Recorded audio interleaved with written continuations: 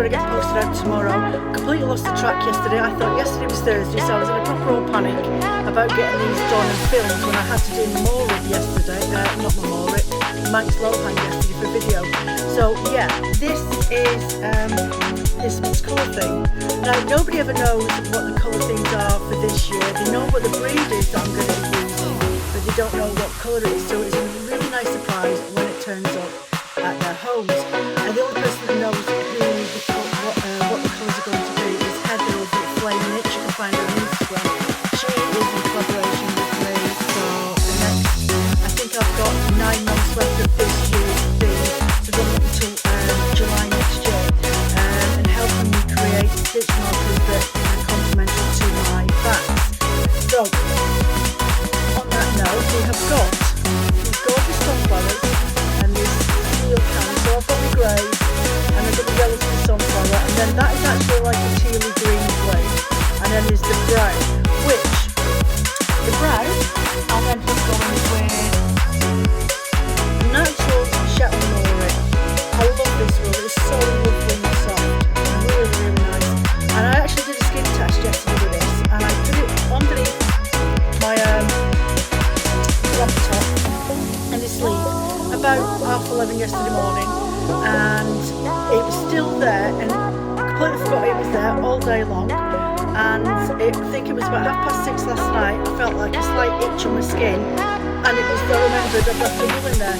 So when it comes to you deciding what wool is best to wear next to your skin, if it's going to be quite close and you want to make something that's lightweight but a lovely traditional airy jumper, especially in summertime when you've probably just got a vest underneath and you just want something just to take the chill off your arms in the evening, then Shetland, there you go.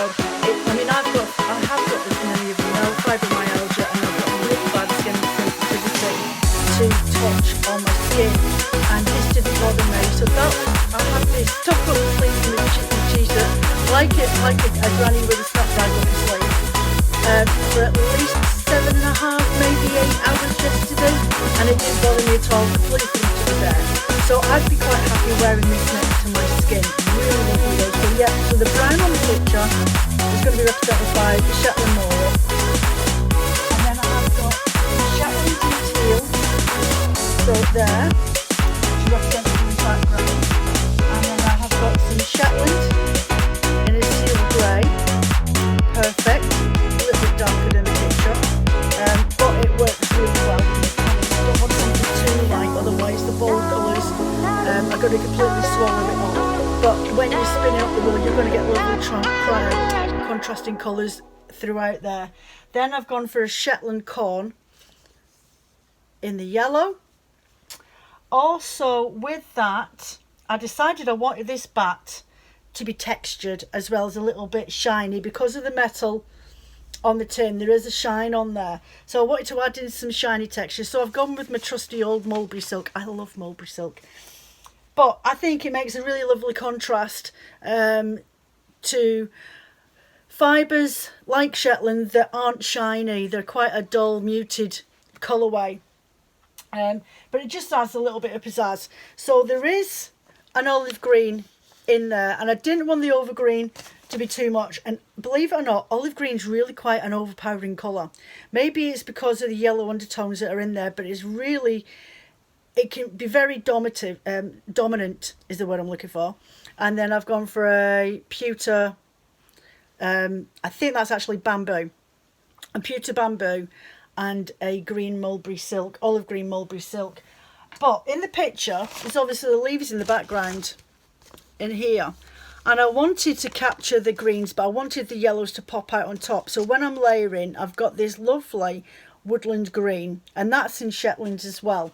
So there's obviously it's a Shetland breed study.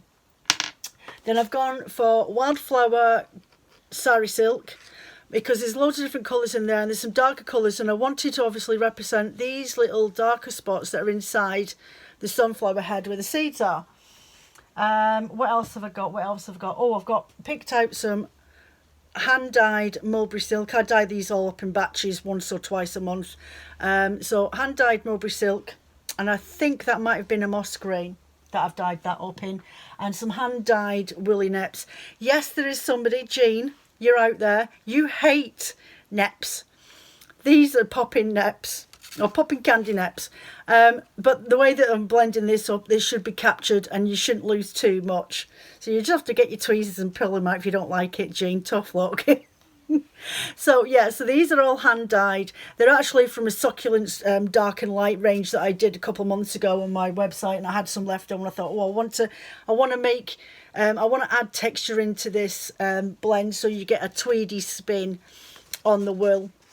So because obviously you've got the wood in the background and there's a wooden base as well, so it's not smooth, it is textured. Then you've got the crinkly feeling of the sunflower heads, and the leaves are really quite jagged as well, and then inside you've got the seeds of the sunflower. So that's why I wanted to use the textures. So you've got texture from the sari silk, you've got textures from the woolly neps if they want to stay in there or not. I know you'll be cursing me by the end of January because you're finding them all over the place. And then I wanted to add a texture as well from the Mulberry silk oil, which the best thing about all of these is they're quite easily dissolved, and you won't get harsh textures in your spin. They'll be really quite soft, but they'll create pops of colour in places you wouldn't expect it to be. So that is what I'm doing today, and these are the stitch markers to complement. And this is more of a golden orange. Then you've got the turquoise in there, which was obviously supposed to represent the teal, and you've got the olive green on those stitch markers. So they're lovely, bold colour this year, and these, she makes these by hand, proper lamp work, handcrafted lamp work. Heather makes these stitch markers. I've actually kept a couple for myself this month because I always give them, they always go in my kits. But I never keep any for myself, and I'm always running out. You never find a stitch marker when you want one. So that's what I'm going to get up to today. I will tilt the camera down so you can see what I'm doing, and I'll talk you through the first bit because the wool will get divided into two halves so I can make two bats. So you can see the olive there. There are splashes of yellow in there, but the olive from the sari silk, though there isn't a lot of it, it really does take over. So it sort of seems to hide the yellow, but there is a lot of yellow in there. It's quite deceiving. You've got yellows in there as well, but as you go through, there's lots of splashes of yellows throughout, which you'll see me doing anyway. So that's what I've got to do today. So yeah, okay, so I'm going to divide these up into two piles because I'm making, there's 150 grams in my bats, and each bat comes, 150 gram bats, which are split into two, and then they come with the stitch markers, and they come with tea and a sweetie. Every couple of months I'll add in just a little bit, something extra. It might be locks that I'm adding in or something like that, just as a thank you.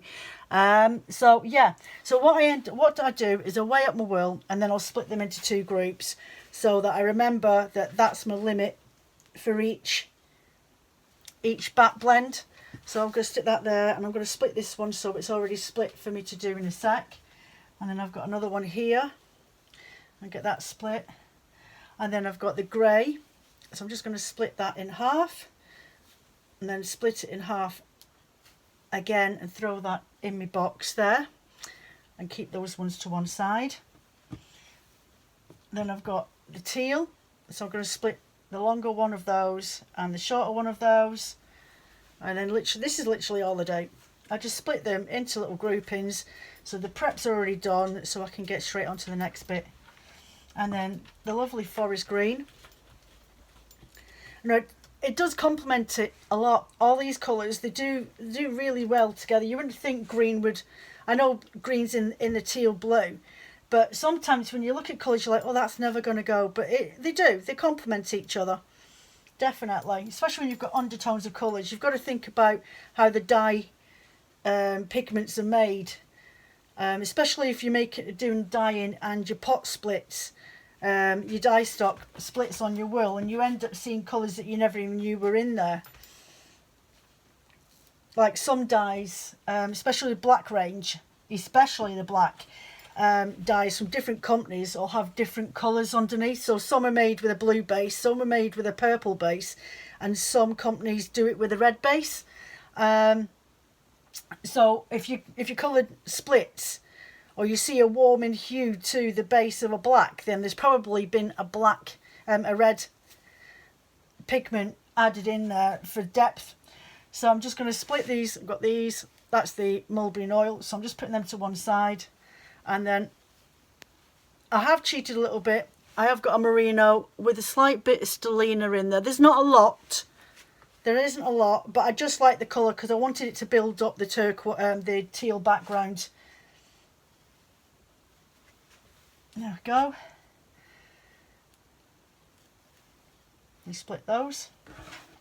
So that's literally it. So I'm going to add, let's split this one.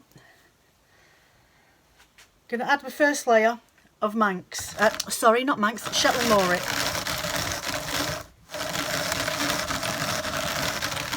And I've got a bit of Mulberry silk, and I'm going to open that up and put that on the bottom. And then I'm going to do another Shetland Theme row. Just floof that out a bit.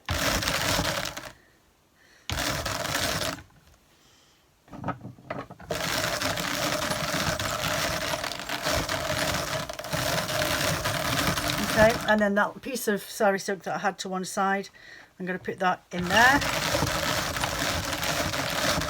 Next, I'm going to add in some of this green along there, because when I'm blending, most of the green stays on this side, so I want to make sure there's at least a pinch of green on this side, because there won't be when I'm blending it later on. What else I want to add in there? A little bit of grey, not too much though.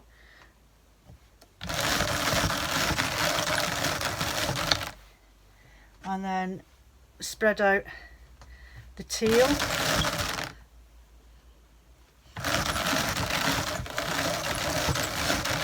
Okay, so that means now that when I do the layering in a sec with the other colours, it means that I've got some greys over this side where they're going to be mostly on this bit, and then I've put the teal mostly on this side because it'll be mostly on this bit because of the way that the colouring is on the picture. Now there's no way I'm going to be able to copy this completely because I'm playing with fibre on a drum card, it's just not going to work. But you can use a thought process where you're thinking, right, okay, so I want this first quarter to have at least predominantly brown, and I don't want to be overpowered with any other colours, maybe just grey. And then when you get to this blue, the tealy blue, I want all of that to be nearly covered all the way up to the top, maybe leaving it like a little bit of a gap, but not worrying too much about where it goes, because I'm then going to layer with a bit of green on the top, and then put the yellow on the top, and then put sari silk over the top of all of it, so like the colours, because at the end of the day that yellow is a dominant colour on those pictures.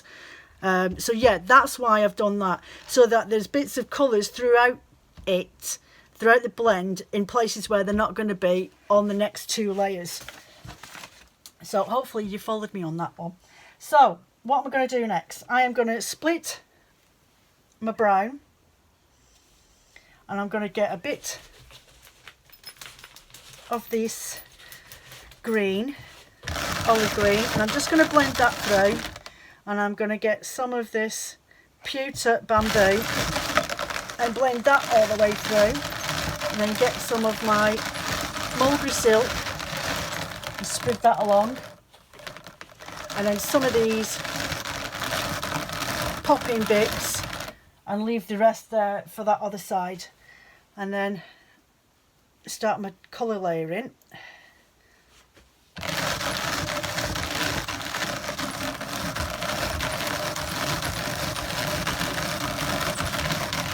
So there's my brown, and I've got my split piece of teal, and I'm going to put that, open it up, and I'm quite happy for that to go all over 3/4 of this card up like that. Then I'm going to get my smaller swatch of grey, and I'm going to put that between the brown and the teal. From there I'm now going to get my green, and I'm literally just going to put it on this quarter section above the teal, but you'll see that pop through, and then the yellow on top of that green.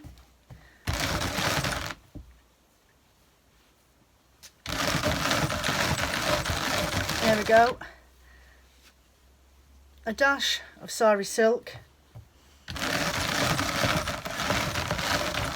and a little bit more mulberry silk on this here, and then give it a bit of a carding.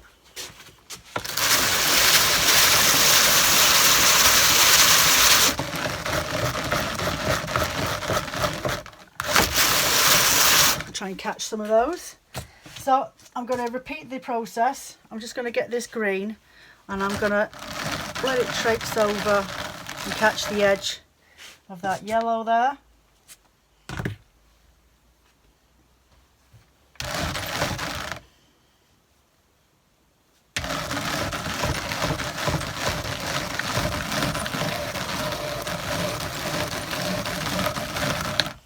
Okay, so teal again.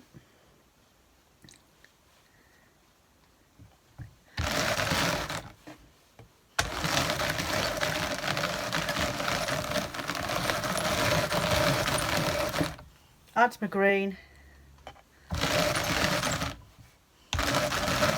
Lovely, rich forest green. Now, when I'm dividing up the colours, I always make sure that I've got quite a lot of the dominant, the main colours left when I've split them in half. If I end up with one section that's thinner than the other one, I always leave the heavier one for when I'm doing my last layering, so that I get the colours that I'm really looking for. If I use the smaller one, as you saw, the yellow gets completely muted out. So I'm just going to put that on there. And the same with the grey.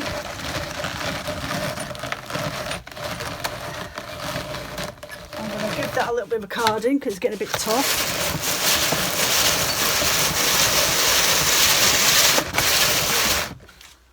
I'm going to add in the last of this mulberry silk, and I'm just going to let it spray everywhere. And the last of my sari silk.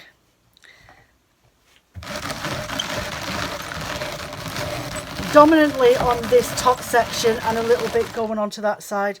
And there's the olive green. Now you've seen how much yellow I've put on there, and it looks very golden on the camera now. But when I put this green on here, the olive green, it really does tend to take over a bit. I love olive green, but it can be a little bit in your face sometimes. So now it's just a matter of grabbing my excess fibres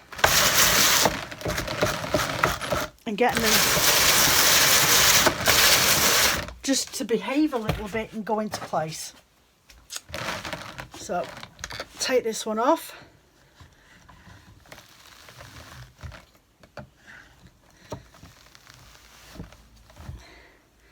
So I had someone ask me the other week there on my live chat, how do you get the bat off? I says, I'll go and look at my videos, grab that troll by her hair and do the roly-poly. So literally I undo them in the section in the middle there, and then I just pull it back a little bit, grab it by its hair, the troll, and roll it down. Just give my handle a little bit of a push and then just keep going. And there's me at my roll again, but there's still some fibres left on there, so I literally roll it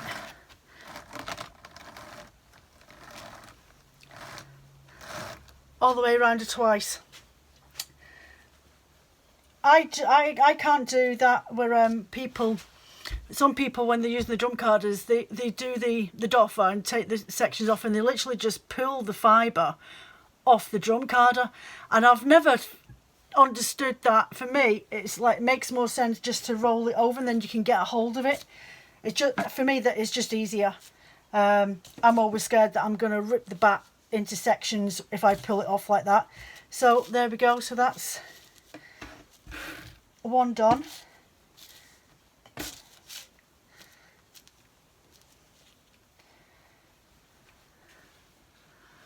There we go. So you've got the brown going into the silver, and then you've got the green and the teal that is mixed in through there. So yeah, that is it. So I'm going to get on with the other one, and I will see you on the other side.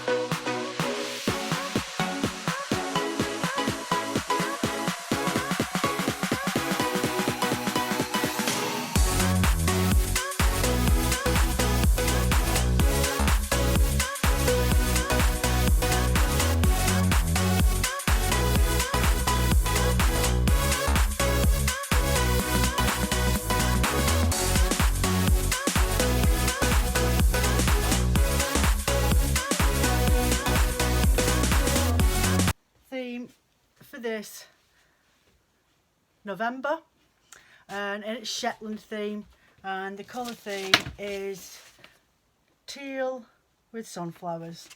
So there's not a lot of dominance in the colours, in the sense of there's a lot of everything. It's a mix done in a gradient bat, but as you saw, I make sure that there's pops of those colours that are in one area mostly, but at the beginning I make sure that the groundwork's done so that the area where they won't be on the top layers, they've got little pops of that. So when you're spinning it, you'll see there's a gradual change throughout the blend, the spin. Or felting.